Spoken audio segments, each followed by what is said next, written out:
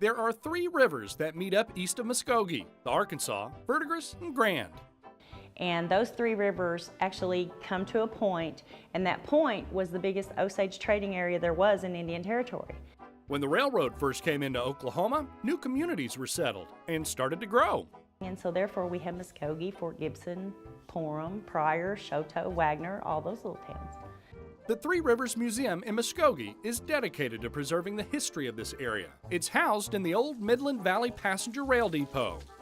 We used to carry over 3,000 passengers in and out of here a day.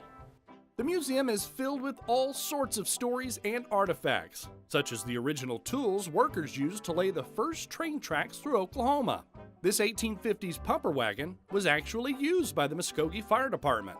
Everything that we have here are artifacts that came from the Three Rivers area or the Oklahoma Indian Territory area, and they are all artifacts that have been donated to the museum.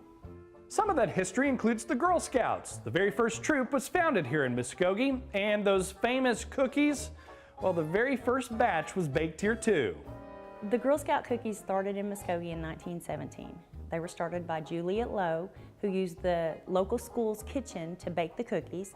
She would sell them two to a bag for 10 cents, and she would use that money to buy supplies for the men that were at war. Her helpers were the first Girl Scouts, members of the Mistletoe Troop. It's amazing. It really is. It's so interesting to see so much history from around this area.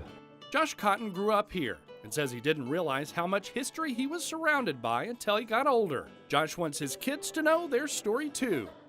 From Oklahoma and from Muskogee and where we're from and the history and where we've come from and where we're going, it just inspires so many people to know that we have these roots. It shows who we are and what we are. One of the first exhibits you'll see is dedicated to one of Muskogee's more famous residents, Bass Reeves, a slave who escaped and became the first African-American deputy U.S. Marshal in the West. He caught over 3,000 criminals, and he only had to shoot somebody one time. After 32 years, Reeves retired and worked a couple of years as a Muskogee police officer before his passing.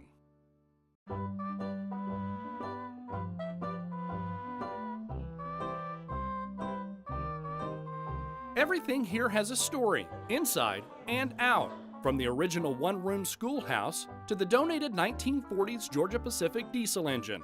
It's a beautiful place, very interesting. I love the history because it catches the most important part of Muskogee.